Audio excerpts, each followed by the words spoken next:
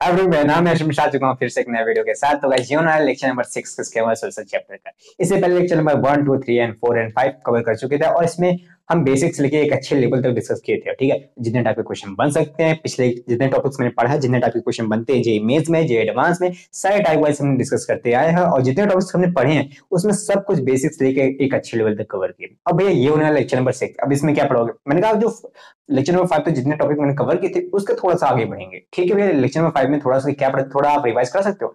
मैंने कहा अगर ऐसे बोलूं तो मैं case of condensation, case of evaporation को पढ़ाया था। और केस ऑफ कंडेंसेशन और केस ऑफ इवेपोरेशन मैंने बताया था कि जे एडवांस लेवल पे एक पैराग्राफ क्वेश्चन बन सकते हैं, मींस एक अच्छे लेवल का क्वेश्चन बन सकता है जिसे बच्चे देख के डर जाते हैं, डायरेक्ट ही मींस बड़े बड़े स्टेटमेंट देख के डर जाते हैं। मैंने कहा ठीक है, उन सबको अच्छे से डिस्कस किए थे, क्वेश्चन टाइप को भी डिस्कस किए थे। हाँ भैया, उसके बाद आप पता है आप दो सोल्यूशन की बात, आप जो जिस सोल्यूशन की बात कर रहे थे ना भैया, उसमें ना सॉल्यूट था, सॉल्वेंट था। मैंने कहा बात तो सही है, तुम्हारे सॉल्यूशन में तो दो ही चीज रहते हैं, सॉल्यूट और सॉल्वेंट। भैया आगे तो सुनो, भैया जो सॉल्यूट और सॉल्वेंट जो होते हैं ना, उसमें आपने दोनों वोलेटाइल लिए थे। मैंने कहा काफी अच्छा, और बताओ भैया जो दोनों वोलेटाइल थे ना, हाँ, और दोनों मिसेबल थे। मैंने मैंने मिसेबल मतलब ये दोनों घुल जाते थे, मिल जाते थे और वो सॉल्यूशन वो कहते हैं वो सॉल्यूशन बना लेते थे। मैंने कहा मिल जाते थे, सॉल्यूशन बना लेते थे। हाँ दोनों मिसिबल थे, हाँ ये दोनों मिसिबल थे। तो वो पता है दोनों इवेपोरेट कर जाते थे। मैंने और वोलेटाइल भी थे तो इवेपोरेट करेंगे। मैंने कहा हाँ, अगर इवेपोरेट करेंगे तो वो वेपर बनाएंगे। मैंने कहा हाँ यार, वेपर बनाएंगे तो भैया कुछ प्रेशर एग्जर्ट करेंगे और लिक्विड पे। हाँ भैया, और लिक्विड से जो इक्विलिब्रियम क्रिएट करते हैं उस पर जो प्रेशर एग्जर्ट करते हैं उसे कहते हैं वेपर प्रेशर भैया। उसके साथ साथ आपने काफी कुछ बताया था कि मोल फ्रैक्शन, काई फ्रैक्शन, काई ए, वाई ए। काई ए क्या था भैया? Mole fraction of A in liquid form, और वाई ए क्या था? मोल fraction of A in vapour form. Vapour form में अलग मोल फ्रैक्शन फाइंड करना बताया था और लिक्विड फॉर्म में अलग। इससे साथ इससे ज्यादा आपने अच्छे लेवल तक और कई ज्यादा चीजें डिस्कस की थी, कई सारी चीजें डिस्कस की थी। मैंने कहा हाँ यार ठीक है। अब डायरेक्टली आते हैं कि इस लेक्चर में क्या पढ़ने वाले। देखो अभी तक मैंने पढ़ा दो लिक्विड थे, मींस एक सॉल्यूशन में दो लिक्विड थे, दोनों वोलेटाइल थे, दोनों मिसिबल थे। हाँ, अब मेरा जो अगला टॉपिक होने वाला है जो कि एक अच्छे लेवल का क्वेश्चन इसमें बन सकता है। अभी तक मींस नंबर ऑफ क्वेश्चन की बात की जाए इसमें कम लेवल के क्वेश्चन बने, पर अगर बनेगा तो डायरेक्ट एडवांस लेवल तक क्वेश्चन बनेगा इसमें। अब कैसे बनेगा मैं सब कुछ बताने वाला, बेसिक्स लेके एडवांस तक। तो स्टार्ट करते हैं वीडियो को बिना टाइम वेस्ट करते हो। ठीक है, तो आज का हमारा टॉपिक होने वाला है क्या?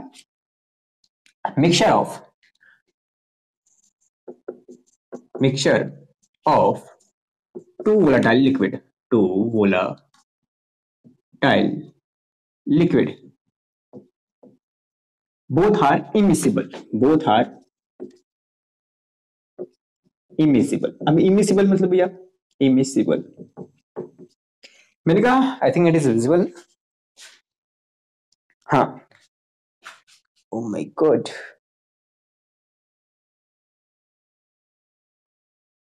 ओके।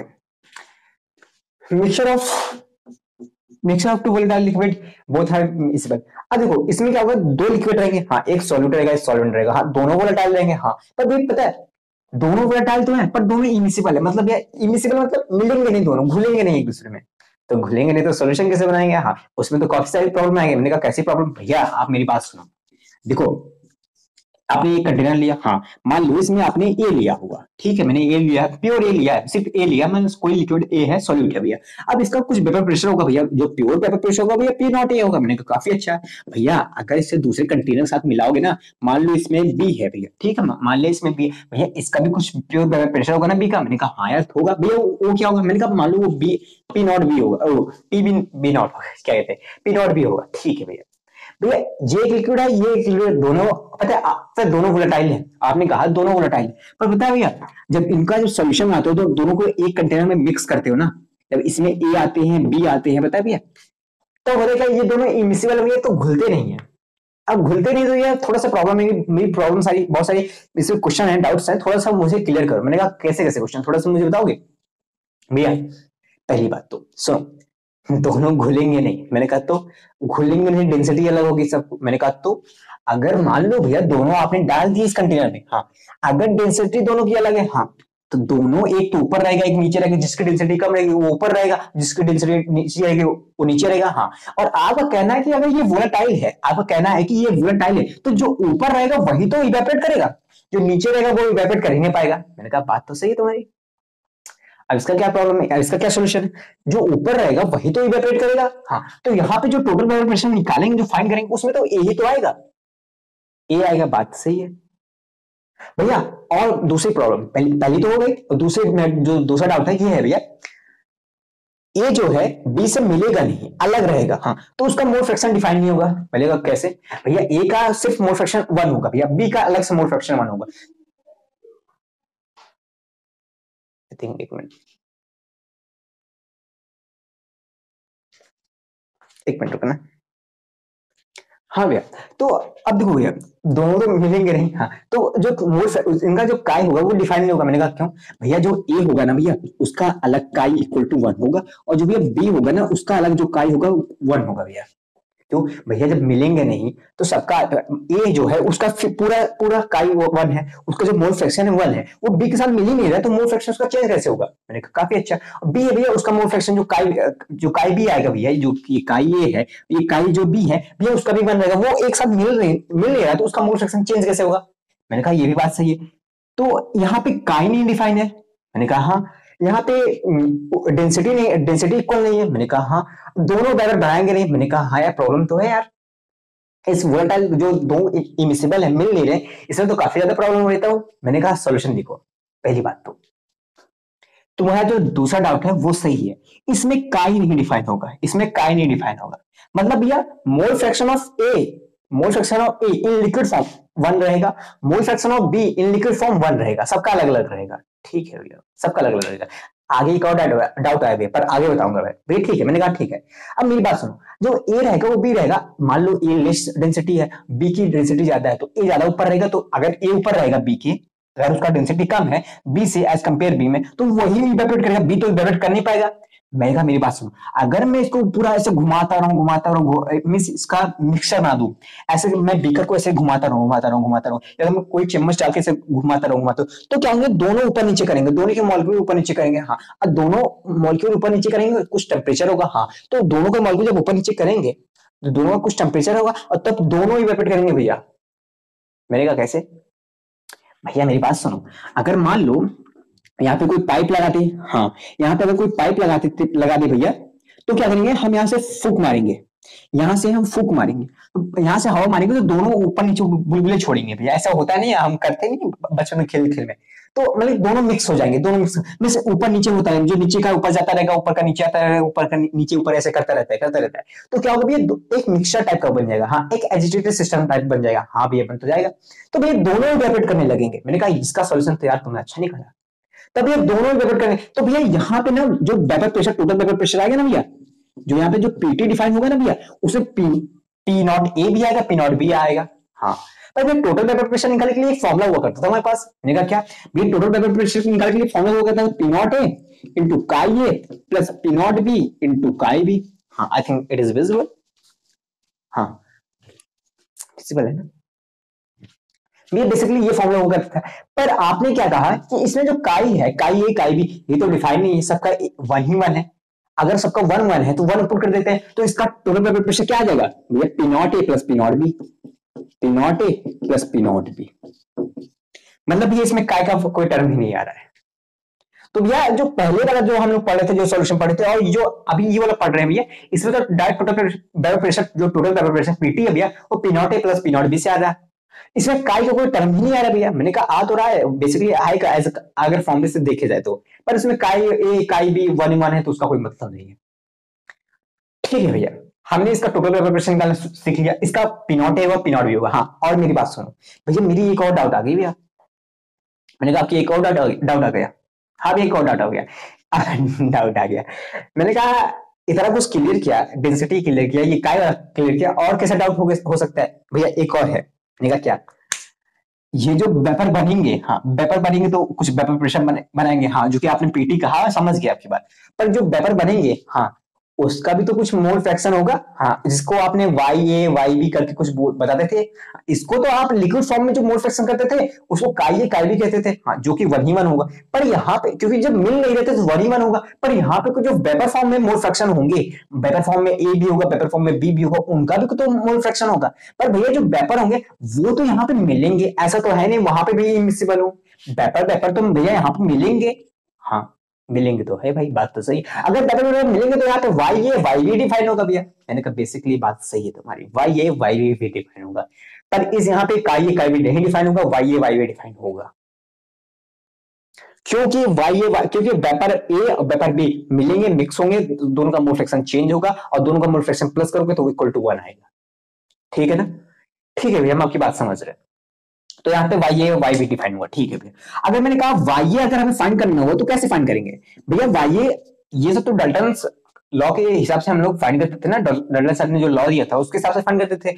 डाल्टन सर ने कहा था किसी का भी, अगर तुम्हें मोल फ्रैक्शन ऑफ ए निकालना है गैस का, ये मोल फ्रैक्शन ऑफ ए निकालना है कि ए का मोल फ्रैक्शन कितना है इस वेपर प्रेशर में, इस वेपर में, वेपर फेस में मोल ए का मोल फ्रैक्शन कितना है, तो जितना प्रेशर हो ए का, जितना प्रेशर ए का डिवाइड कर देते टोटल प्रेशर से। मैंने कहा क्या मतलब भैया, P A pressure of gas A upon PT कर देते थे। मैंने कहा प्रेशर ऑफ गैस ए क्या है भैया? प्रेशर ऑफ गैस ए तो पी नॉट ए है। मैंने कहा पी नॉट ए है, और पीटी क्या है भैया? जो पीटी मतलब पीटी जो है टोटल प्रेशर वो पी नॉट ए है प्लस पी नॉट वी है। मैंने कहा जो पहले जो सॉल्यूशन बताया था जिसमें दोनों मिक्सेबल थे, उसमें और इसमें क्या फर्क है भैया? इसमें काई वाला जो टर्म आता था वो नहीं है, इसमें काई वाला टर्म नहीं है। और हमने वाई ए फाइंड कर लिया। मैंने कहा इसी तरह अगर हम वाई बी देखें तो भैया वाई बी के लिए P not be upon P not a plus P not be. Basically हमने, ये तो और आसान हो जाएगा भैया, बस थोड़ा सा डाउट थे वो आपने क्लियर कर दिया कि Y A Y be define होगा। मैंने कहा हाँ, काई बी क्यों नहीं डिफाइन होगा, उसका भी रिवीजन हो गया। अब ये कैसे इवेपोरेट करेंगे, कैसे दोनों का फ्रैक्शन यहाँ पे जाएगा, कैसे दोनों इवेपोरेट करेंगे, क्योंकि दोनों वोलेटाइल है। मैंने कहा एजिटेट सिस्टम की तरह उसे बिहेव कराएं, दोनों को मिक्स कर दें। हाँ भैया ये सब तो ठीक है, तो आई थिंक इतना क्लियर होगा। तो भैया क्या इन फॉर्मूले से क्वेश्चन बनते? मैंने कहा ना, इन फॉर्मूले से क्वेश्चन ना बनने वाले। तो भैया क्या मतलब आपका? मैंने कहा थोड़ा सा समझो मेरी बात को। अभी मैं काफी कुछ डिस्कस करूंगा इसमें, ठीक है, इससे रिलेटेड। ठीक है, तो मेरी बात सुनो ध्यान से, मेरी बात ध्यान से सुनो। अभी कुछ मत लिखना, ठीक है, अभी कुछ मत लिखना, जो मैं बताता जा रहा हूँ सिर्फ उतना ही ध्यान देना। ठीक है, क्या इरेज करते? मैंने कहा कुछ उसी में बता रहा हूँ सब कुछ। ठीक है, अभी मैंने क्या क्या पढ़ा भैया? आपने पीटी पढ़ा है, टोटल वेपर प्रेशर भैया, वो पी नॉट ए था, हाँ, अब प्लस पी नॉट बी था भैया। एक पी नॉट बी भैया, ए का जो वेपर प्रेशर था और बी का वेपर प्रेशर था उसको प्लस कर देते तो आ जाता टोटल वेपर प्रेशर। मैंने कहा काफी अच्छा।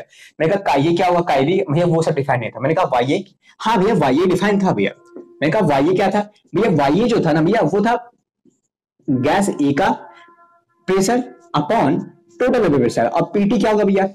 ऐसे लिख देते ना, पीटी क्या होगा? P not a plus P not be. हाँ, तो हम पीटी लिख देते टोटल। ठीक है, मैंने कहा वाई बी क्या होगा भैया? वाई बी जो होता है ना P not be upon PT होता है भैया। मैंने कहा ये तो समझ में आ गया। हाँ ठीक है, एक फॉर्मूला मेरा ये बन गया, एक फॉर्मूला ये बन गया, और एक ये। ठीक है ना, ये तो इंडिविजुअल बन गया। मैंने कहा थोड़ा सा एक और बनाता हूं, ठीक है, जिसके ऊपर क्वेश्चन बनते हैं। क्या? मैंने कहा वाई ए अपॉन वाई बी, इनको डिवाइड कर देते हैं। वाई ए को डिवाइड कर देते हैं वाई बी से। भैया वाई ए को डिवाइड करोगे वाई बी से,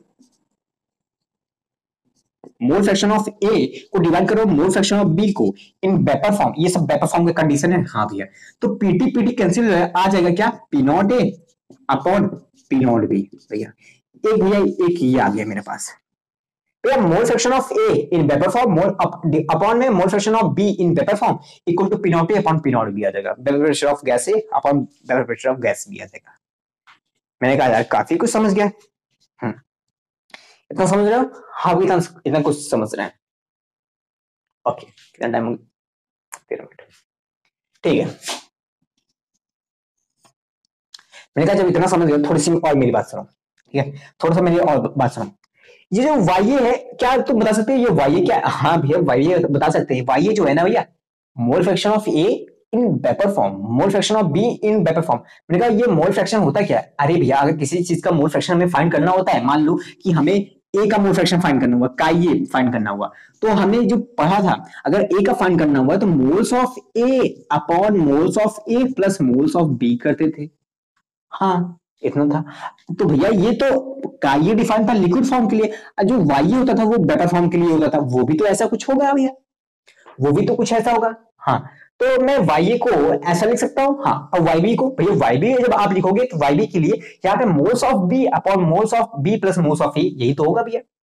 मैंने कहा जरा इसको ऐसे लिखना, इस चीज को वाई की जगह इस वाई को मोल फ्रैक्शन के टर्म में लिखना, मोल फ्रैक्शन के जो फॉर्मूला होता है उसके टर्म में लिखना। भैया वाई को अगर आप लिख रहे हो तो आप लिखोगे moles of A upon moles of A plus moles of B हो गया, ये हमारा वाई हो गया। अब ये Na क्या है, Na प्लस एनबी क्या है, ये सब क्या है भैया, Na है ना moles of A in vapour form. भैया ये वेपर फॉर्म का कंडीशन है, क्योंकि वाई क्या था, वेपर फॉर्म का था, ठीक है, वेपर का था, याद रखना। मोल्स ऑफ ए Na क्या है, वेपर फॉर्म में था भैया। Na क्या है, वेपर फॉर्म में भैया, जो मोल्स हो रहा है किसके, वेपर फॉर्म में, ए के जितने मोल्स है वो हमारा Na है। एनबी क्या है भैया, बी के जितने मोल्स है वेपर फॉर्म में वो एनबी है। मैंने कहा ठीक है। तो भैया और वाई बी क्या होगा भैया, वाई बी क्या है भैया, mole fraction of B in vapour form था, और मोल फ्रैक्शन को बी का कैसे लिख सकते हैं भैया, n B upon Na plus n B, ऐसे लिख सकते हैं। मैंने कहा हाँ, बाकी इस टर्म को P not A upon P not be को ऐसे रहने दो, P not A upon P not be, ठीक है भैया। अब भैया आप देख रहे हो ना, ये कैंसिल हो जाएगा, तो आर क्या जाएगा, Na अपॉन n B equal to P not A upon P not B. अब ये आप फॉर्मूले कराते जा रहे हो, ये आपने दिखा दिया, ये आपने दिखा दिया। मेरा देखो पहले तो मैंने सबको लॉजिक से बताया, ठीक है। अब इसके पीछे राज क्या है, क्या थ्योरेटिकल चीजें क्या है भैया, क्यों ये सब आपने ये कंडीशन क्यों पढ़ा है, मैं बताता हूँ। बस थोड़ा सा वेट कर लो, बस ठीक है, बस थोड़ा सा वेट कर लो, सिर्फ 2-3-4 मिनट और वेट कर लो, मैं समझाने हो जा रहा हूँ, सब कुछ अच्छे से बताऊंगा, ठीक है ना। बस इतना समझो, moles of A upon moles of B को अगर हमने इस टर्म में फॉर्मूले को लिखना है, equal to P not A upon P not B करना है, ठीक है भैया। अब ये Na क्या है, एनबी क्या, मैंने कहा Na moles of A in vapour form, moles of B in vapour form है, ठीक है। मैंने कहा अगर इतना तुम्हें moles of A moles of B अगर तुम्हें पूछा जाएगा और ये सब गिवन होगा, तो तुम अगर एक चीज पूछा जाएगा, 3 चीज गिवन हो, तुम तो फाइन कर लोगे, हाँ फाइन कर लेंगे। मैंने कहा अगर क्वेश्चन तुम्हें एक चीज और पूछ लिया जाए, क्या, वेट बता दो ए का वेपर फॉर्म में, वेट बता दो बी का वेपर फॉर्म में, क्या तुम बता सकते हो। वेट पूछ रहे हो ए का वेपर फॉर्म में, वेट पूछ रहे हो बी का वेपर फॉर्म में, मैंने कहा हाँ क्यों नहीं। मोल्स क्या होता है भैया, मोल्स को हम लिख सकते हैं, मोल्स को क्या लिख सकते हैं, वेट ऑफ ए अपॉन में molecular weight of A, wait of A upon molecular मास या मॉलिक्यूलर वेट जो भी बोलो, ठीक है। इसको भी हम Na लिख सकते हैं, हाँ भैया। भैया weight of B upon molecular mass of B, हम इसको एनबी लिख सकते हैं भैया, ठीक, इतना तो लिख सकते हैं ना। मास ऑफ बी को लिख सकते हैं ना, weight of B upon molecular mass of B, ये सब तो मोल कॉन्सेप्ट में अच्छे से पढ़ चुके हैं। मैंने कहा हाँ यार भैया, इसको P not A upon P not be को ऐसे रहने दो, मैंने कहा ठीक है ऐसे रहने देते हैं, ठीक है। तो भैया अब क्या करते हैं, इसको सॉल्व करते हैं।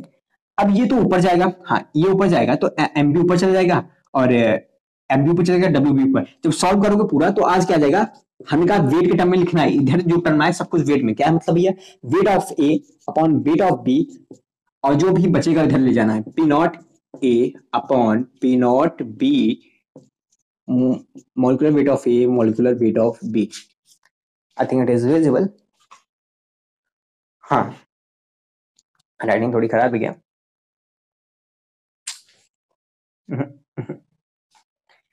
यहाँ पे देख लेना ना क्या क्या लिखा है, ठीक है। molecular weight of B,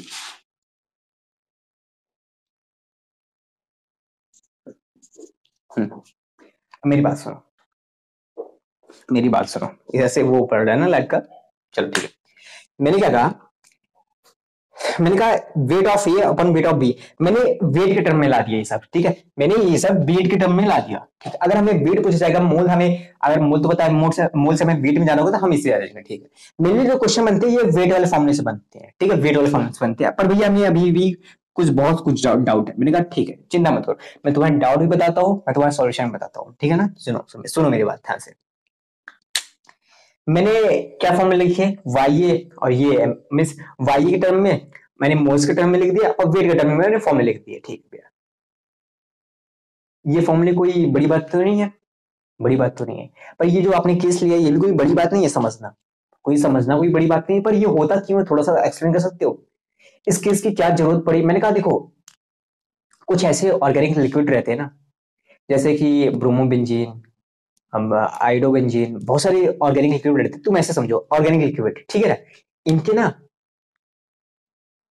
ना तुम इनके ना क्या होते हैं, जो टेम्परेचर होते हैं, बॉइलिंग पॉइंट जो टेम्परेचर होता है ना वो बहुत ज्यादा होता है, पर इससे क्या लेना देना। मैंने कहा सुनो मेरी बात, अगर हमें किसी इम्प्योर लिक्विड को हमें अगर प्योर उसमें जो प्योरिटी होगी उसको निकालना होगा और इम्प्योर को अलग करना पड़ेगा, जो गंदगी होगी उसको निकालना होगा, तो तुम क्या करोगे भैया? अभी तक आपने जो चीज बताया है, हमें पता है भैया, आपने जो पिछले लेक्चर में बताया था डिस्टिलेशन मेथड। अगर किसी इम्प्योर चीज में से हमें प्योर चीज निकालना है और जो इम्प्योर है उसको अलग करना है, सॉरी, तो इम्प्योर चीज अलग करना है, तो हम बेसिकली ये करते थे भैया, उस जो लिक्विड था भैया, जो गंदा लिक्विड था भैया, जिसमें प्योरिटी भी थी इम्प्योरिटी भी थी, उसको भैया ना पता है हम किसी टेम्परेचर पर रखते हैं ना, उसको डिस्टिलेशन कर देते थे भैया। मैंने कहा डिस्टिलेशन मतलब, भैया डिस्टिलेशन मतलब कुछ नहीं, बस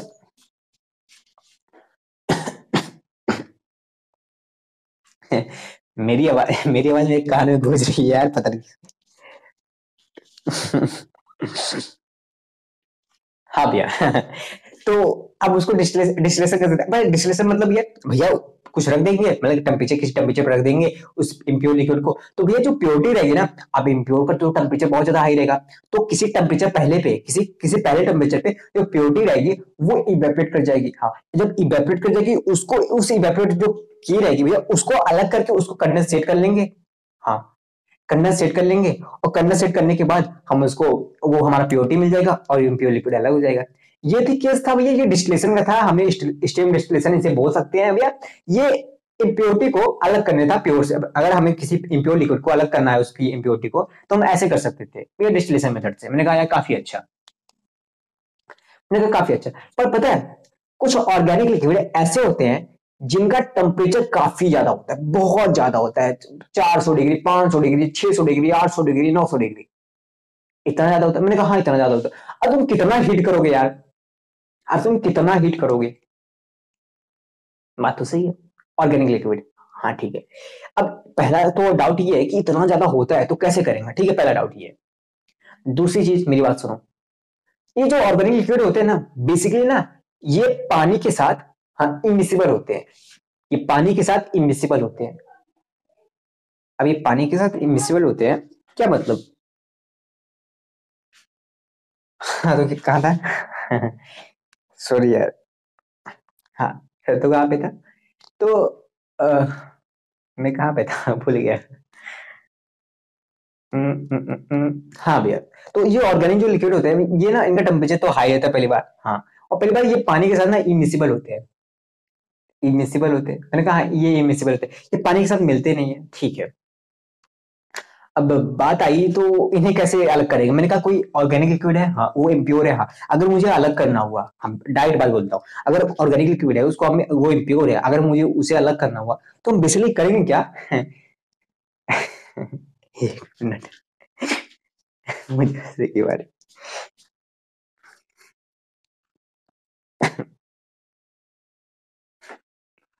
हाँ भैया, तो वो ऑर्गेनिक लिक्विड जो रहेगा, सॉरी ना डिस्टर्बेंस के लिए, तो जो ऑर्गेनिक लिक्विड रहेंगे उनको अलग करने के लिए क्या करते हैं, हम उनको पानी के साथ मिला देते हैं।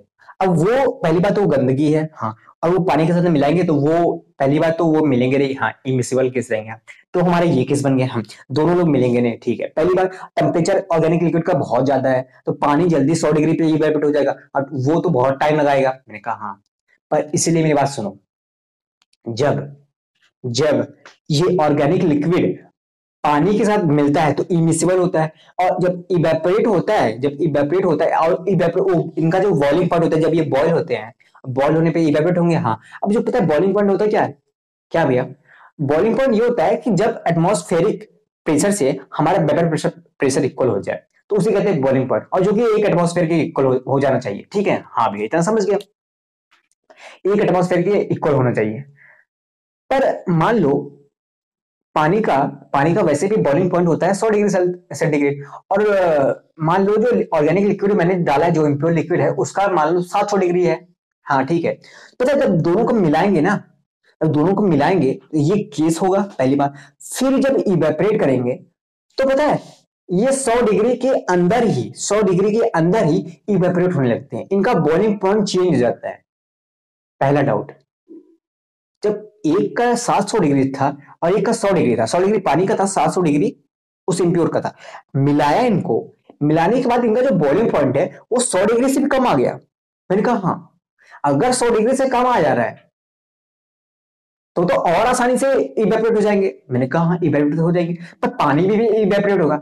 मैंने कहा पानी भी इवेपोरेट होगा, और जो प्योर होगा भैया, प्योर जो लिक्विड होगा भैया, जो प्योर ऑर्गेनिक लिक्विड होगा भैया वो भी हो जाएगा, और इम्प्योरिटी नीचे रह जाएगी, प्योर लिक्विड भी इवेपोरेट हो जाएगा पानी के साथ। हाँ भी इवेपोरेट तो हो जाएगा, पर तो उनको ना जो वेपर फॉर्म में रहेंगे उनको हम अलग से निकाल के कंडेंसेट कर लेंगे। हाँ भैया, पर जब कंडेंसेट करेंगे ना भैया उसमें पानी भी रहेगा और ऑर्गेनिक लिक्विड भी रहेगा। पर मैंने कहा मिलते नहीं है, दोनों इमिसिबल है, तो दोनों की डेंसिटी अलग होगी, दोनों की डेंसिटी अलग होगी। मैं उसको थोड़ा सा स्टेबल रख दूंगा थोड़ी देर के लिए, फिर वो पानी ऊपर आ जाएगा, जिसकी डेंसिटी ज्यादा होगी वो नीचे रह जाएगा, जिसकी डेंसिटी कम होगी वो ऊपर आ जाएगा। हाँ, फिर दोनों को अलग करके हम प्योरिटी निकाल लेंगे, प्योर लिक्विड निकाल लेंगे। ठीक है, बात सही है, पर मेरा एक डाउट अभी क्लियर नहीं हो गया। मैंने कहा क्या क्या डाउट, कौन सा डाउट है भाई? ये एक का 700 डिग्री बॉइलिंग पॉइंट था, एक का 100 था, पानी का 100 था और उस लिक्विड का 700 था, जब दोनों को मिलाया वो 100 से कम कैसे आ गया भैया? ये नहीं समझ में आया। मैंने कहा ये भी डाउट है तुम्हारा। हाँ, चलो इसको भी क्लियर करते हैं। ठीक है, ये अगर इसे तो क्लियर करना तो 2 मिनट ध्यान से सुनो मेरी बात। अगर इसे क्लियर करना है तो 2 मिनट मेरी ध्यान सुनो, अच्छे से समझा दूं। ठीक है, मैंने क्या कहा, मैंने एक टेम्परेचर ले लिया, ठीक है ना, टेम्परेचर टेम्परेचर के साथ साथ वेपर प्रेशर ऑफ ए ले लिया। ए क्या है? ए है भैया, मान लेते हैं ए इम्प्योर लिक्विड है भैया, जिसका वेपर प्रेशर मान लो, जिसका बॉइलिंग पॉइंट मान लो 200 डिग्री सेंटीग्रेड है। ठीक है भैया, वेपर प्रेशर ऑफ बी और वेपर प्रेशर ऑफ मिक्सचर। मेरी बात सुनो, मैंने कहा जो पानी है, ठीक है, जो पानी है उसका जो जो ए है वो इम्प्योर लिक्विड है। हाँ भैया, ए इम्प्योर लिक्विड है, और उसका जो वो है क्या कहते हैं बॉइलिंग पॉइंट है वो है 200 डिग्री सेंटीग्रेड। ठीक है, 200 डिग्री सेंटीग्रेड है। ठीक, अब ये जो बी है जो कि पानी है उसका है 100 डिग्री सेंटीग्रेड। मैंने कहा ठीक है 100 डिग्री सेंटीग्रेड है। हाँ, और आपके हिसाब से आपने जो बता दिया, अगर ए बी को मिलाएंगे भैया, इम्प्योर लिक्विड जो ऑर्गेनिक लिक्विड था इम्प्योर को और पानी के साथ मिलाएंगे, तो इनका आपके कहने आपके हिसाब से इनका जो वो है बॉइलिंग पॉइंट है वो 100 से भी कम आ जाएगा। मैंने कहा हाँ आ जाता है, तो प्रूफ करो। मैंने कहा देखो, अगर हम बात करें 50 डिग्री सेल्सियस, अब देखो बॉइलिंग पॉइंट होता क्या है? अब बॉइलिंग पॉइंट भैया वही होता है ना, अगर आप नहीं जानते तो मेरी बात सुनो, बॉइलिंग पॉइंट ये होता है जब vapour pressure of liquid equal हो जाए एटमॉस्फेरिक प्रेशर से, उसे कहते हैं बॉइलिंग पॉइंट। तब वो उस टाइम पे पता है क्या होता है, उस टेम्परेचर पे हमारा जो लिक्विड होता है वो बॉइल करने लगता है। एटमॉस्फेरिक टेम्परेचर जो कि 1 atm होता है, मतलब कि 1 atm इक्वल हो जाए वेपर प्रेशर के। मैंने कहा हाँ, मैंने कहा ए का, अगर ए का 1 atm हो गया तो ए बॉइलिंग पॉइंट बॉइल होने लगेगा, बी का अगर 1 atm होगा तो बी बॉइल होने लगेगा। अगर वेपर प्रेशर ऑफ पूरे मिक्सर का अगर 1 atm हो गया तो वो बॉइल होने लगेगा, पर अगर 1 से कम रह गया, 1 atm से कम रह गया तो वो बॉइल नहीं करेगा। अगर इसका 1 atm से कम रह गया, इसका 1 atm से कम रह गया तो ये बॉइल नहीं करेगा। अगर इसका 1 atm रह गया तो ये बॉइल करेगा। समझिए नहीं? मेरी बात सुन, मैंने कहा मान लो अभी मैंने मिक्सचर है ए और बी मैंने डाला है दोनों, ठीक है, मैंने 50 डिग्री सेंटीग्रेड में टेम्परेचर बढ़ाया किया, मैंने जो भी था मैंने 50 डिग्री सेंटीग्रेड किया। हाँ ठीक है, जो ए है, हाँ, अब जो बी है, बी क्या है, लिक्विड है। हाँ, जो लिक्विड होता है वो मेनली 100 डिग्री सेंटीग्रेड पे 1 atm बनाता है, मतलब कि 100 डिग्री सेंटीग्रेड पे बॉइल करने लगता है। 100 डिग्री सेंटीग्रेड पे उसका जो वेपर प्रेशर होता है वो एटमॉस्फेरिक प्रेशर के इक्वल हो जाता है, जो कि एक एटमॉस्फेयर होता है। ठीक है, 1 atm होता है। मैंने कहा 50 डिग्री पे क्या होगा भैया, आसपास मान लो 0.5 होगा, 0.5 atm होगा।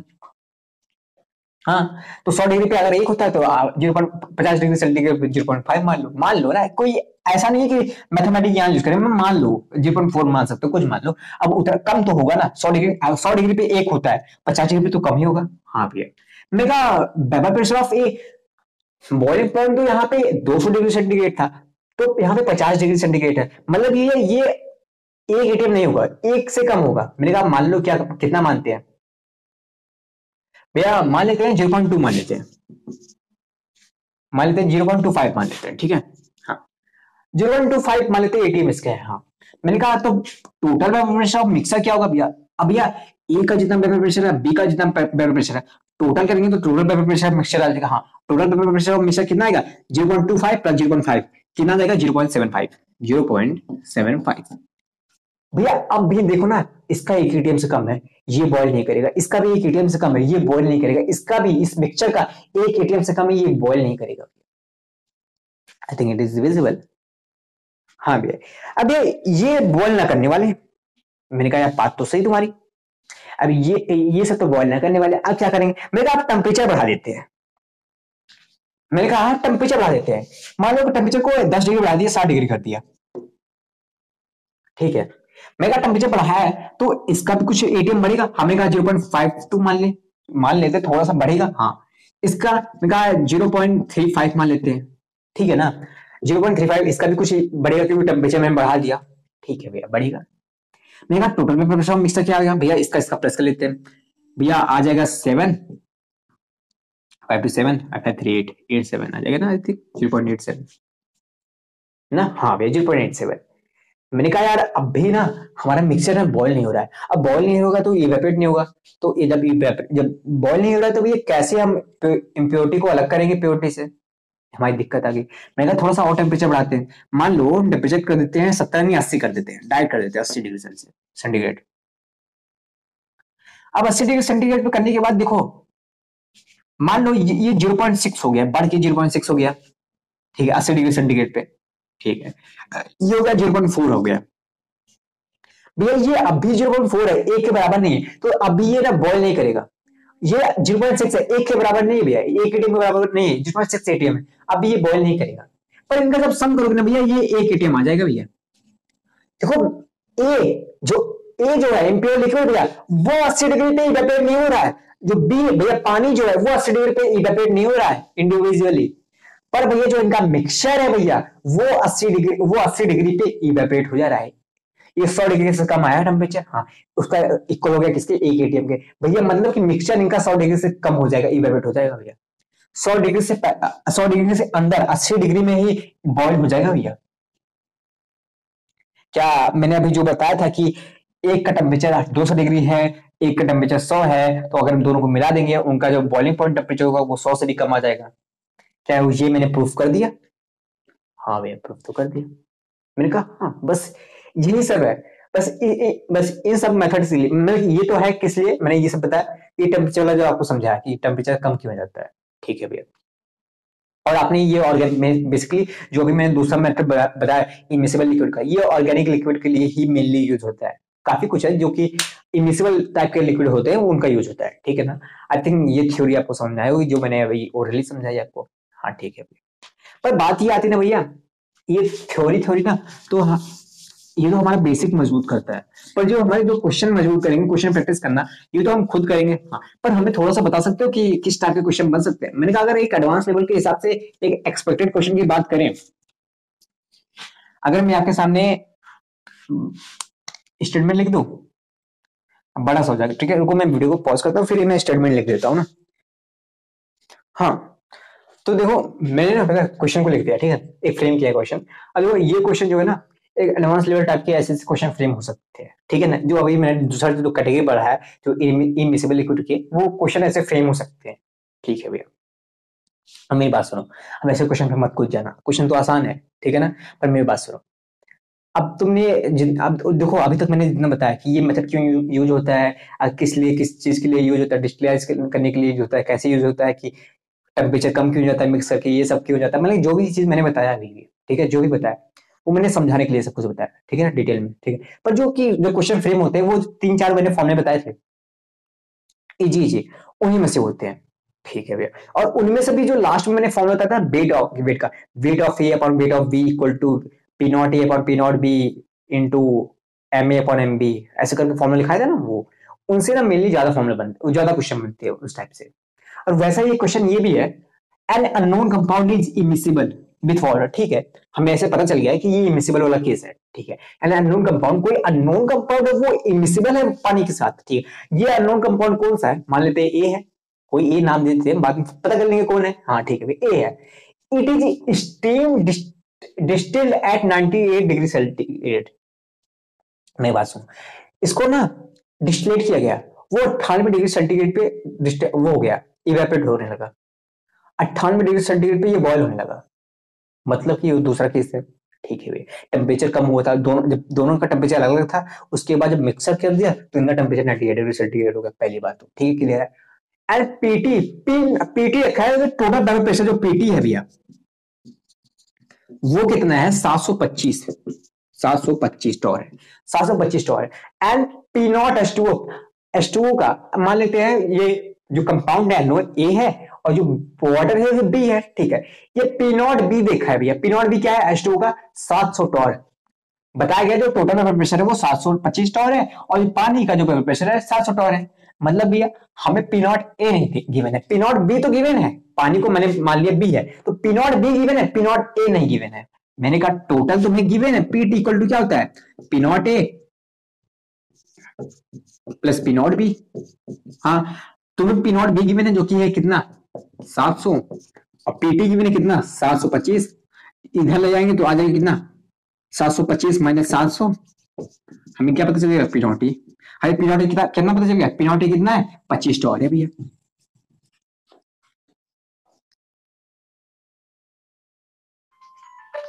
एक सेकंड है,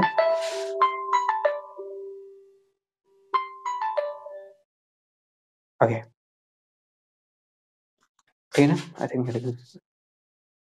ओके। तो हमें पीटी क्या गिवन है, पीटी 725 टॉर और पी नॉट ए, अभी पी नॉट ए मैंने निकाला क्या कितना 25 टॉर आया, ठीक है भैया। और पी नॉट बी गिवन है 700 टॉर, ठीक है भैया। मेरे का इतना पता चल गया, हाँ ठीक है, इतना हमने समझ गया, ठीक है। एट 90 डिग्री से this distillate was 75% by weight water,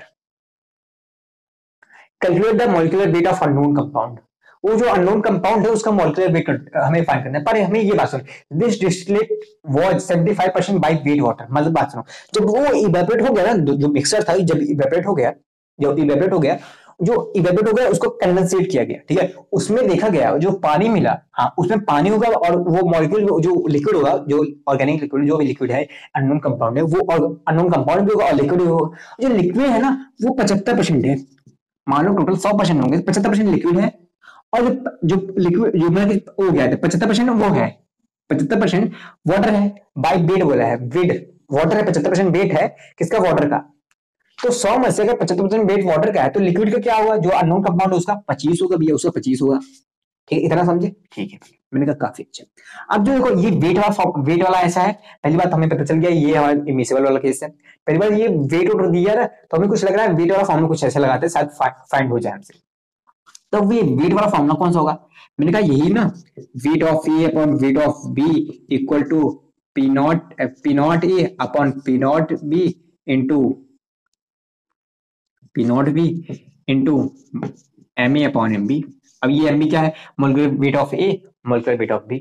अब वेट ऑफ ए क्या है, अब वेट ऑफ ए क्या है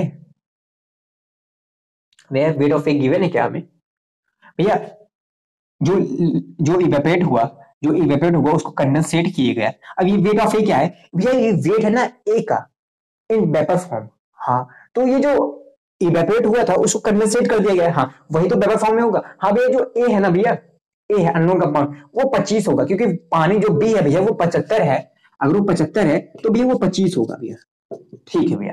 ये पी नॉट ए भैया गिवन है, पी नॉट ए 25 हो गया भैया, मैंने कहा हाँ, पी नॉट भी है 700 हो गया भैया, मैंने कहा हाँ यार।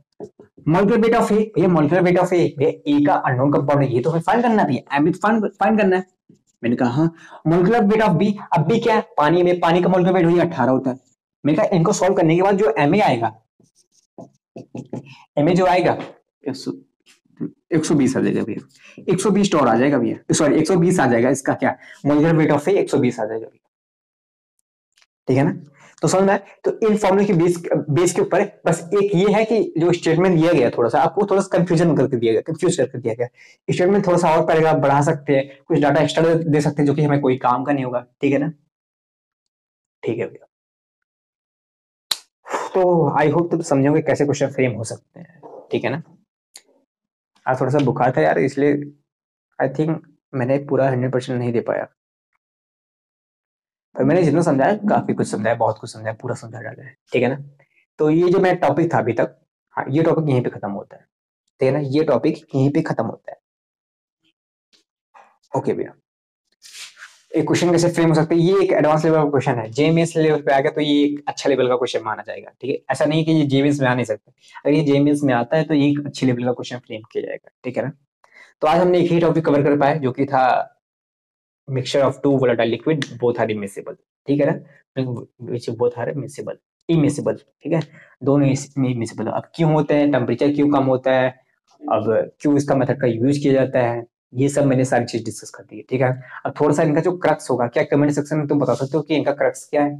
तो ये जो लेक्चर में मैंने जो भी चीज पढ़ाया है, जो 35-40 मिनट हो गया है, इन लेक्चर में मैंने क्या क्या पढ़ाया है, क्या तुम मुझे शॉर्ट फॉर्म में बता सकते हो कि भैया लेक्चर में आपने बताया कि ये लेक्चर पूरा बेस्ड था इमिसिबल लिक्विड के ऊपर, क्यों यूज होता है और टेम्परेचर क्यों कम होता है और मेनली कितने फॉर्मूले थे, अगर ये कमेंट सेक्शन में आप बता सको तो काफी अच्छा है, ठीक है ना।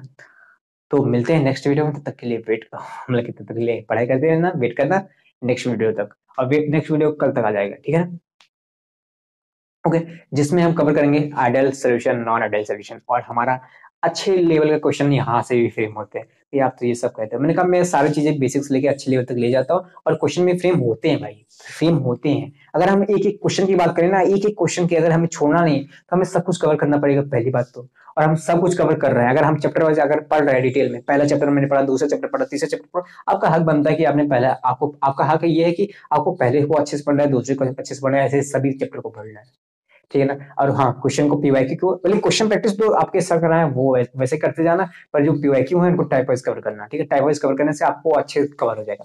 टाइप वाइज क्यों, मैंने कहा 10 क्वेश्चन कवर करो, ए टाइप के मान लो 50 क्वेश्चन है, एक टाइप के 50 क्वेश्चन आए पूरे 20-30 साल में, अब एक टाइप के 50 क्वेश्चन आएंगे, उनके 10 क्वेश्चन कर लोगे, हाँ तो आप पहले से 50 कर लोगे, हाँ अगर 10 कर लोगे तो आपको कॉन्फिडेंस बूस्ट रहेगा, 50 कर लिए तो आपके मन में क्या आ जाएगा, 50 हो गया, तो आपका माइंड थोड़ा सा बूस्ट होगा, अब बूस्ट होगा थोड़ा सा और मोटिवेट होगे तो थोड़ा सा और क्वेश्चन प्रैक्टिस करने पीछे भागोगे कि और सॉल्व करते हैं, और सॉल्व करते हैं, ठीक है। बस हाँ, थोड़ा सा बहम में मत रहना, टेस्ट वोस्ट देते रहना, बाकी सब तो ठीक है। मिलते हैं नेक्स्ट वीडियो में, तब तक के लिए ख्याल रखना अपना, bye bye, take care, okay ना।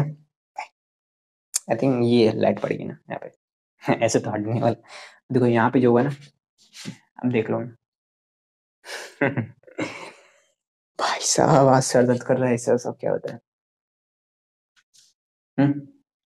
ओके ना, ओके बाय बाय, ठीक है ना।